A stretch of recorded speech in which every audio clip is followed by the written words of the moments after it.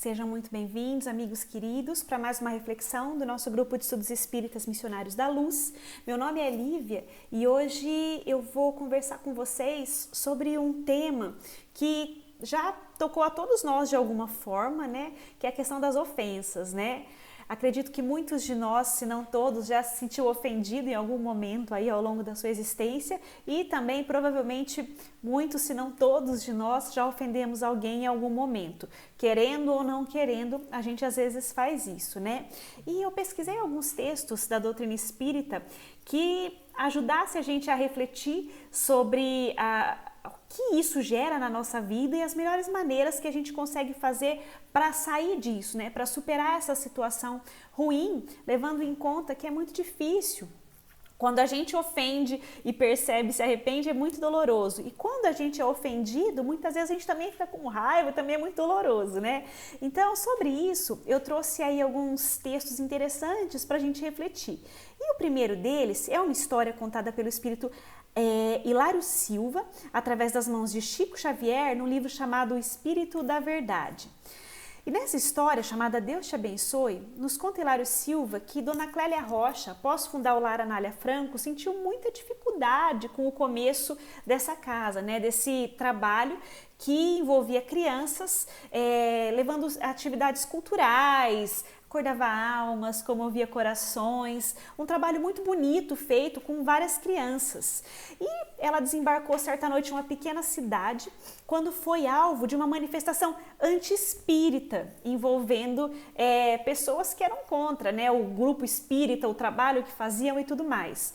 Gritaria, condenação, um tumulto.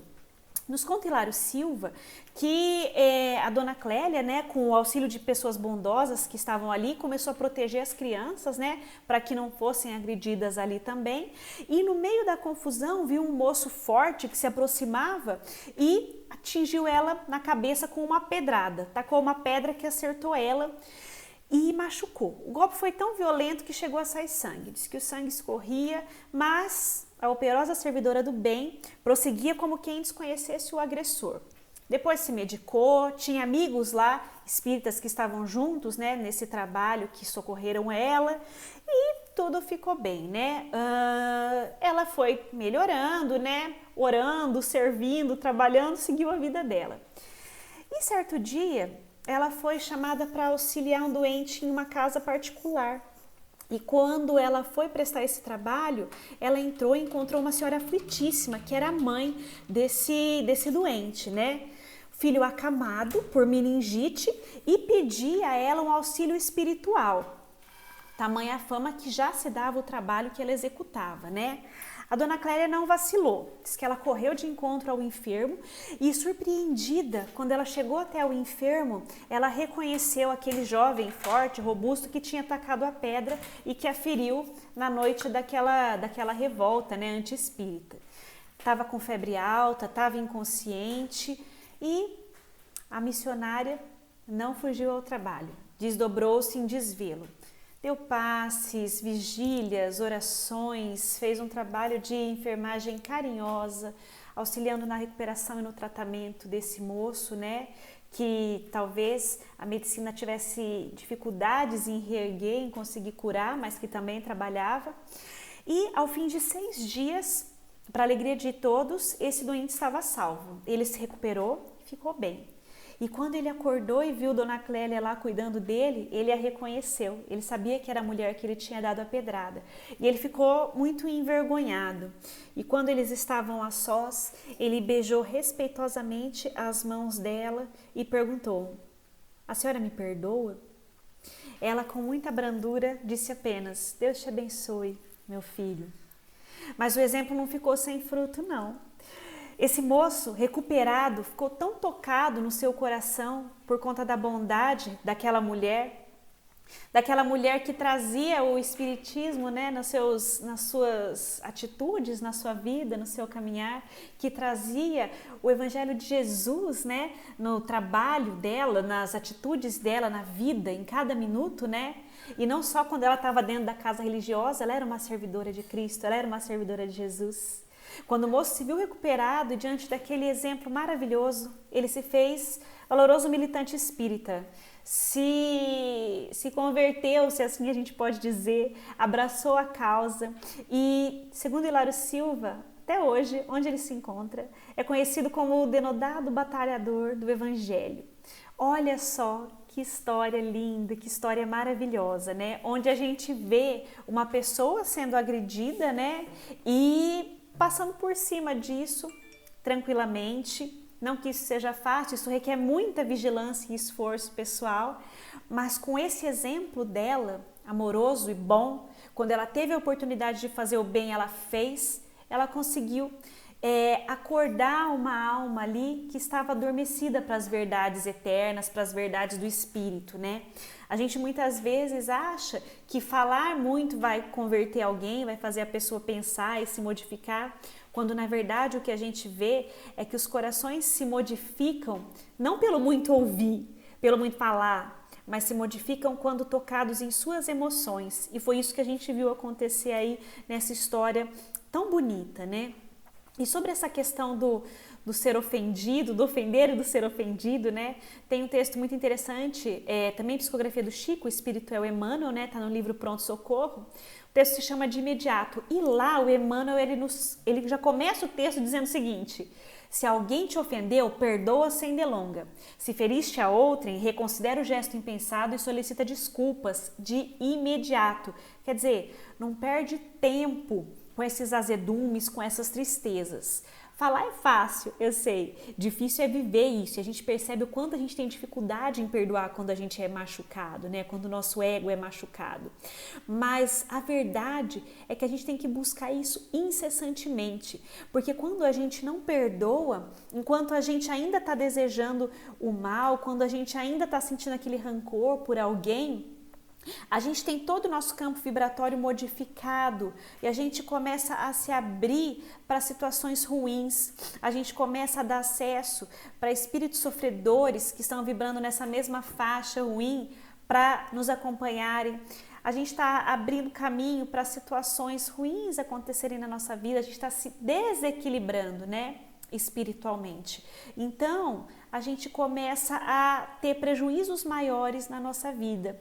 E quando a gente trabalha o perdão, e perdoar não é conceito de superfície, não é ficar lembrando e falando, ó, você fez aquilo, mas eu te perdoei, ó, você fez aquilo, mas...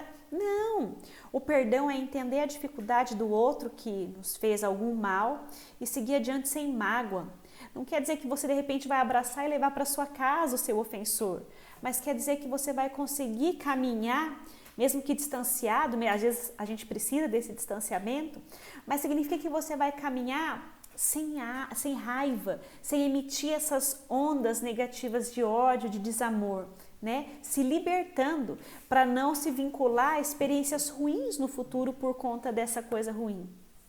E quando a gente percebe que a gente ofendeu alguém, que a gente tem que lembrar disso também. A gente se vê tantas vezes como ofendido e a gente como que esquece quantas e quantas vezes a gente já não machucou as pessoas ao nosso redor com atitudes impensadas, com palavras ditas em momento errado. E às vezes não é nem palavras, às vezes só um olhar torto já machuca muito uma pessoa, né?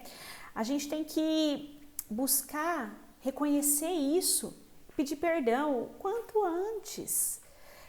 E não quer dizer, mas eu peço perdão e não me perdoa. Tudo bem, faz a sua parte, né? Vamos buscar, quando errar, vamos pedir perdão. Quando a gente for ofendido, buscar o perdoar. Como eu já disse, isso não é fácil.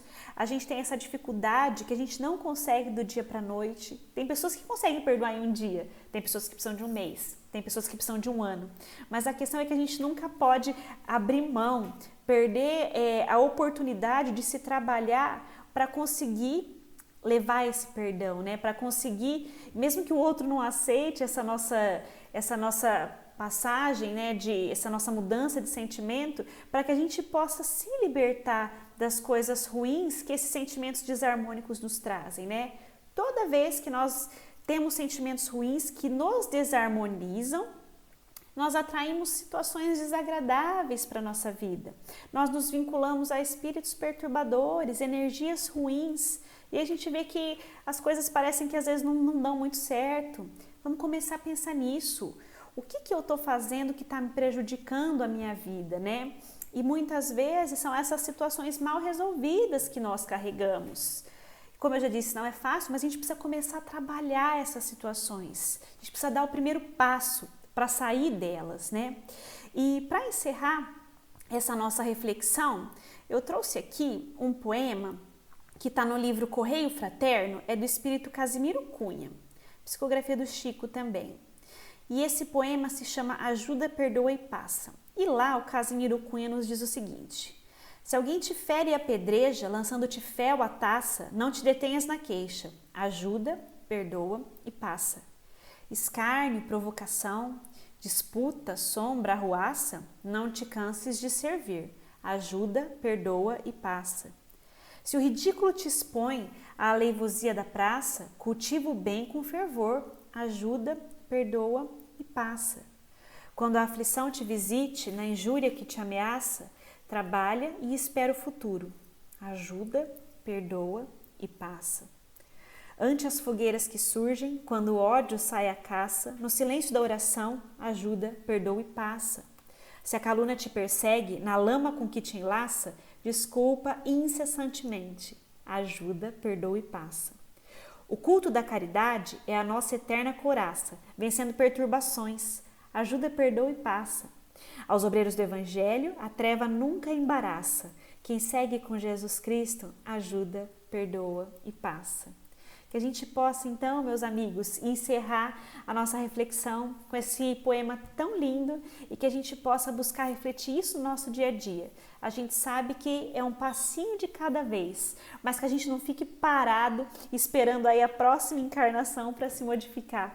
Que a gente possa já começar a dar os nossos pequenos passos em direção ao que é bom, ao que é verdadeiro, para que a gente possa, dessa forma, melhorar o nosso porvir, ter uma vida melhor, ter caminhos melhores e seguir com esse amor, com tranquilidade, com serenidade na alma. Mais uma vez, muito obrigada pela companhia de vocês. Nos vemos na próxima reflexão.